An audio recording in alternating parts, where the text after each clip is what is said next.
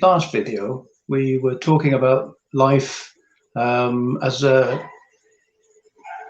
school, that you were enrolled in the school for life. And in this video, we want to use a different metaphor. I'm going to talk about life being like a Hollywood movie. And believe it or not, you are the A-list star in the movie of the story of your life. And you probably never realized it. So let's have a look at a few stars and how they show up into a movie, shall we? Now, I'm not a film buff. I'm not a fan of any particular movie star. So I'm just picking things out of my noodle.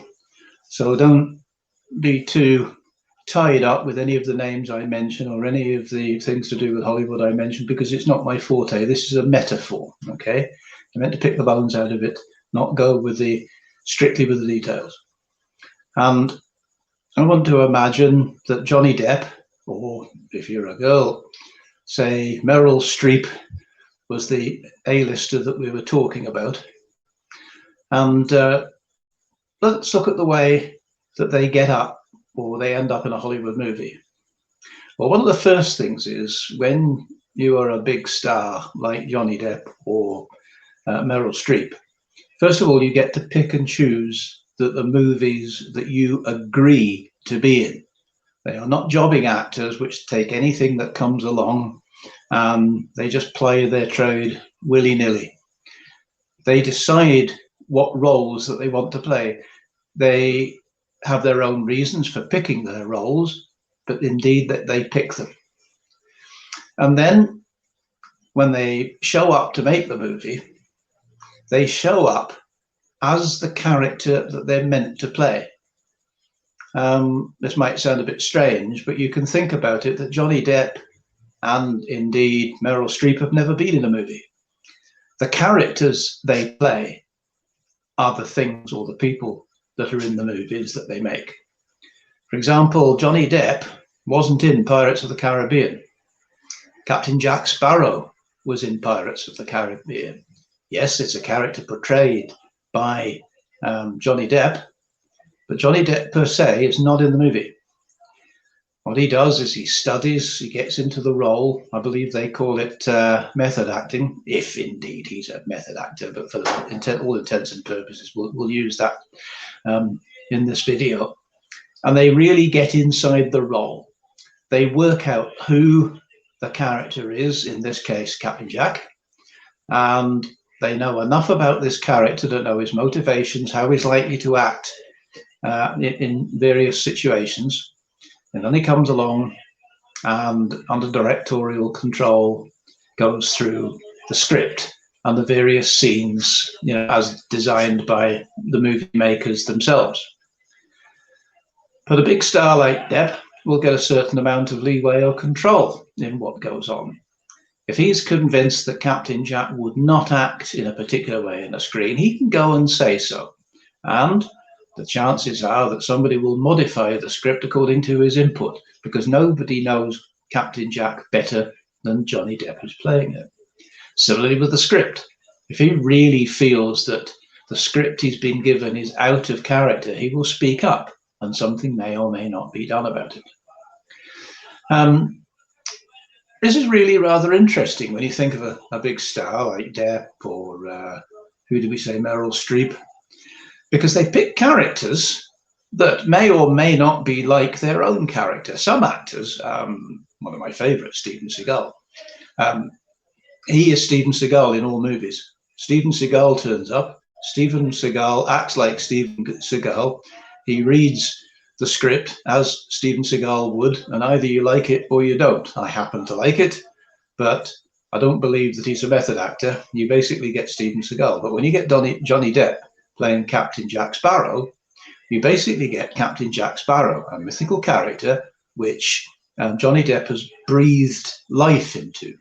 He's clothed this mythical character which only exists on paper or in somebody's head and gives it a body and a voice and hangs a costume on it and goes out and basically manifests the character that the scriptwriter conceived. And as I've said, that character may or may not share qualities with Johnny Depp himself. Let's give an example. Let's just say that Captain Jack Sparrow is asked in a particular scene to lie or cheat or steal. I don't know Johnny Depp as a person, but I'm going to assume that he probably doesn't lie, cheat and steal in his own life.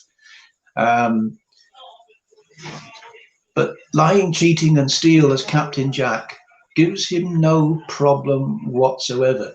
First of all, he knows he's in a movie. He knows he's not lying, cheating and stealing. He's just reading a script. So, for example, I think it's fairly obvious from this video that I am not a 50-foot tall purple giraffe. But if I have a piece of paper and I read, I am a 50-foot tall purple giraffe on it, I am neither deluded nor lying. I'm simply reading what it says on a piece of paper. And similarly, when Johnny Depp lies, cheats or steals as Johnny Depp in the movie, it's not him lying, it's a movie and he's reading a script. And so he can do all sorts of things in the role he's playing that he may or may not do in his regular life, which I think is rather interesting. Which brings us to the next point. I said at the beginning that you are in fact the A-list star of the movie of the story of your life. Well, why would I say you're the A-list star? Well, let's start off with the fact that your life, or the story of your life, is a movie that you're playing in. The universe is basically a movie theatre that reflects back to you what's going on inside you. We said that in the video entitled, sort of Rules of Being Human. So you're really in a film set, whether you know it or not. Now, you're definitely the star of the movie. You may have heard this metaphor before, because you are in every single scene, and you always have been. And the only person in a film, or the only actor in a film who's in every single scene, is the star. So you are the star in the movie of the story of your life. Further evidence that this really is a movie and that you're playing a role and reading a script comes from your origins. Let's go back to, say, when you were a week old or a month old. Let's pick a month old. There's no particular reason. I don't have some biological reason to pick a month old. As I say, this is metaphoric. At a month old, let's look what script and what role you were playing. And the answer is none. You didn't have, in your own mind, I'm not talking about what your parents thought about you. In your own mind, when you were 1 month old, you didn't have a gender. You didn't have an age. You didn't have a color. You didn't have a religion or an ethnicity or a parentage or a history or anything else. You had not one single demographic. You had no role. You had no script. So if you started off life with no role and no script, and I'm sure you can clearly see that that must be true. For example, at 1 month old, I did not lie in my crib sucking my thumb thinking I am a male, English male, white, Anglo-Saxon Englishman or whatever. All of that was handed to me later.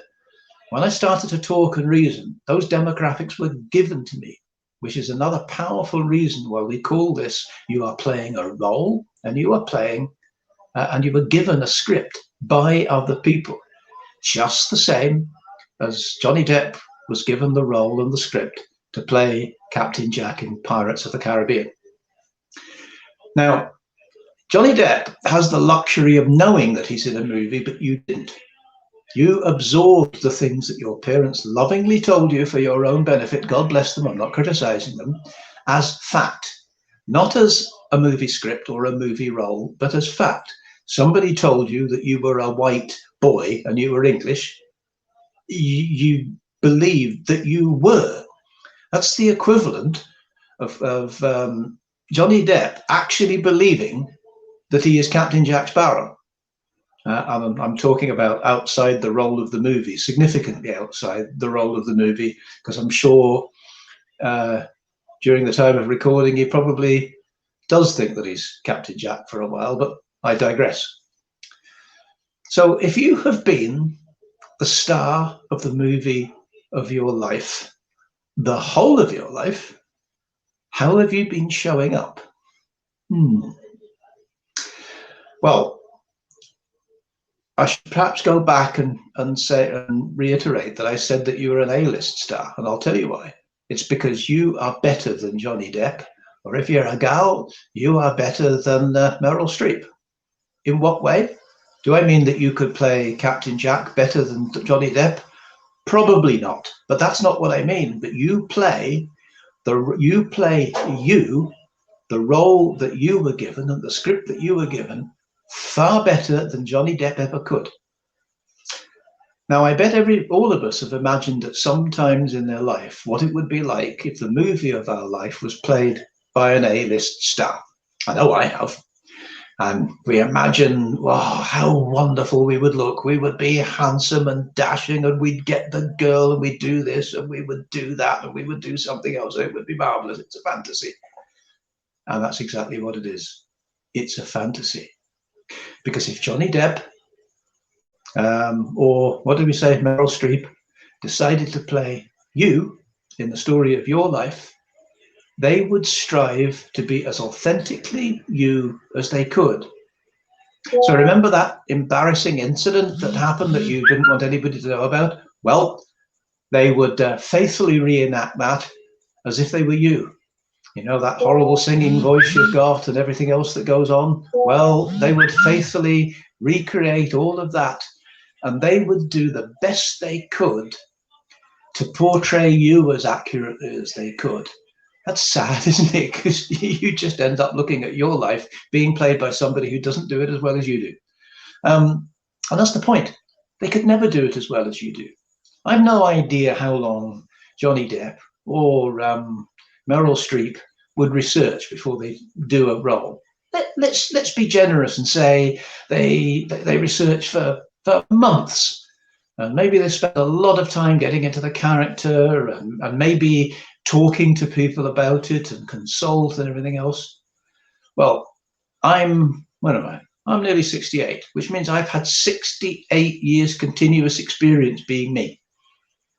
Ain't nobody ever going to study that hard to be me than me. And believe it, nobody's ever going to study that hard to be you than you. I don't care if Johnny Depp studied for 5 years. That's another 5 years that you would still be studying being you too. You would still always be a better you than Johnny Depp or Meryl Streep could portray. That's why I say that you're at least an A-lister. You're better than any A-lister would be in playing the role of you in the movie of your life. And I got out of sequence and started to say, so how have you been showing up in the movie of your life? And that's the interesting point. Because there are various peoples in the movie. There's the big star, which is you. There are supporting actors. And let's say, for example, that could be your significant other, or your kids, or your parents, or siblings, or something like that. And then, of course, there are extras. Now, those are other people that you personally interact with, but only in a minor way. You know, the news agent, you go and buy your morning newspaper from. You say, "Morning, Fred. The Times as usual," and off you go. There's only an extra in your role. You probably really don't know much more about that. And in a way, he's fungible. He could be replaced. If Fred the news agent sold up and Abdul took over his shop, you'd soon learn his name and you'd be buying your newspaper as usual from a different person. They're extras, and you know what extras are like. If somebody can't turn up to just walk down the road with an umbrella, they just get somebody else to walk down the road with an umbrella. It's not about the person of the extra, it's about the action that they're taking. Where, of course, the supporting actors really are quite important. I mean, your mother needs to be your mother, your son needs to be your son. You're not probably going to replace those with another mother or another son. Though God knows we would like to sometimes in our life. Anyway, I divert again. And I pose the question, how have you been turning up? Now, the chances are you haven't been turning up as the star of the movie of your own life. At best, you're probably turning up as a supporting actor. Now, all of us, me included, take great direction from our parents when we're young, particularly our mothers. And almost everybody I know actually performs as a supporting actor in the movie of their mother's life.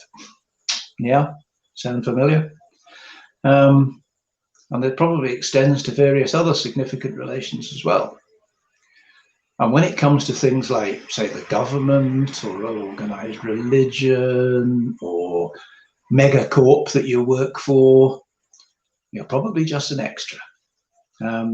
In most of these, the government and megacorp certainly treat you like a fungible asset. You're just a number. They would replace you with somebody else with a similar skill set without really blinking or breaking a sweat. Now, if you've been turning up as an extra in some of the roles that you play in your life, and as a supporting actor in some of the other roles of your life, maybe that explains some of the results that you have got. Now imagine for a minute that you were Johnny Depp playing that part, and you were an A-lister, and you knew that you were a world-class actor. Does that really mean that you would perform terribly differently in the roles that you're playing? And my answer is probably not, because Johnny Depp would attempt to play you the way you play you. The difference would be that when you are an extra in the government's life or megacorp's life, you feel like an extra, which is great if you're an actor really getting into the part. But the beauty is that if you're an A-list star, you know that you are an A-list star who's performing as an inferior, insignificant being, which isn't really them, and they can put body and soul into it because it's an act. And how about going around to your mother's for Sunday dinner? Yes, you may perform like that you are a supporting actor in the movie of your mother's life. But if at the back of your mind you knew you were the star of the movie playing the role of supporting actor in the movie of your mother's life, you could approach it with much more gusto, enthusiasm, joy, and all the other good feeling things, couldn't you? You wouldn't necessarily have to piss off your boss or piss off your mother or piss off anybody else. You would just have that inner knowing of who you were, that you were significant. You weren't merely an extra. You were an A-list star playing an extra. You're not just a supporting actor. You're an A-list star playing a supporting actor. But let's take this metaphor further. What if you don't like the movie that you're in, or you don't like the script you're reading? Now that you know that you're an actor and you're just in the role and the movie that you were given when you were a very small child, say 3 or 4 or 5 years old, I don't know, ask a psychologist. But sometime then you were given the script and the role that you're now running. And you don't have to run it. You can decide to play any script and any role, and they're just as valid, because who are you? Well, this is what this series of videos is going to explore, who you are, because I maintain at the moment that you probably don't know. I certainly didn't know. I had a breakdown once and ended up standing in the middle of a doctor's office, bawling my eyes out, saying, my whole life has been a lie. And my significant other at the time says, what do you mean? And I said, I don't know. And I'm kind of getting a handle on it now. I realized that I had been unsuccessfully running the script and the role that I had been handed as, say, a 4-year-old. And all I knew was I was dissatisfied with the results I got. And I started to rebuild my life as the star of the movie of my life. And although to some people my life might not look very different, my inner world is very, very different. And I am far more satisfied with the results I am getting. And that is what I'm trying to pass on to you. I want to torture this metaphor and get a few more things out of it. One of the important things is, if you imagine that the movie of the story of your life is being played in a cinema on a vast digital screen, and there's an audience sitting in front of the screen looking at the movie. Well, I want to, first of all, imagine the movie from the point of view of the screen. Now, the digital screen is broken up into individual pixels, millions and millions and millions and millions of them, which are kind of like, in this metaphor, the population of the Earth. And let's say we display an image of you doing something on the screen. Now, some of the pixels on the screen will indeed be showing pictures or little dots of light that represent a part of you. And probably the majority of the screen, like the majority of the screen you're looking now, doesn't actually contain bits of me at all. I see bits of wall and bits of armchair. And if you think of the movie screen, a lot of the pixels can't see the character that's being projected on it. In other words, Johnny Depp isn't in the movie for most of the pixels on any of the screens, unless they do a close-up. And then imagine, let me do this now. Well, that's scary. But I attempted to let as much of my face fill the screen as I could. There were still some pixels on there that couldn't see me, and the ones that couldn't see me, or could see me, couldn't see me. What do I mean by that? Well, a pixel is very small. So somebody may have picked up, a bit of a glare on my glasses. Another one might have been a bit of my jumper. It wouldn't be meaningless to them.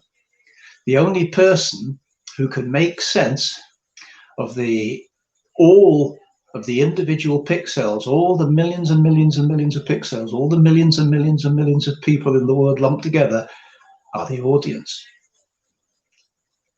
And in this case, I'm going to think of maybe it's the premiere, maybe it's a preview.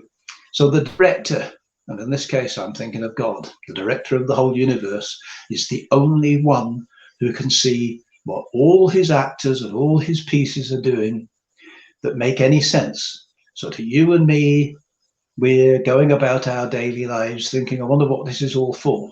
And the only person who can know is the director, the one who's able to stand back and take a look at the whole screen at once. And if there's a dead pixel on the screen, you can notice that it isn't performing, and you can get a technician to come in and fix it. And that might be the equivalent of you going to hospital and getting yourself back into the role again. So all you need to do is to change your attitude to realizing that you are not an insignificant extra, or only partially significant supporting actor in somebody else's movie. You are the A-list star of the movie of your choice, playing the role of your choice with the script of your choice. And I urge you to meditate on that, ponder on it, talk about it down the pub, do whatever it is when you come across an interesting idea, and start to think of the possibility of changing the movie script and character that you are playing to something more favorable to your life than you've currently got. Well, that's all for this video now. I've more metaphors to come. It's not that this film metaphor is better than the metaphor about this being Earth School, or the next metaphor that's coming up, and I'm going to talk about you are the captain of your own ship. They're all parallel. You lump them all together because there is no real answer about who you are and how this universe works. We can only steal up on it by metaphor and try to piece together a picture. So I think that's enough for this section, or session rather, and we'll talk again. Keep your chin up. Bye-bye.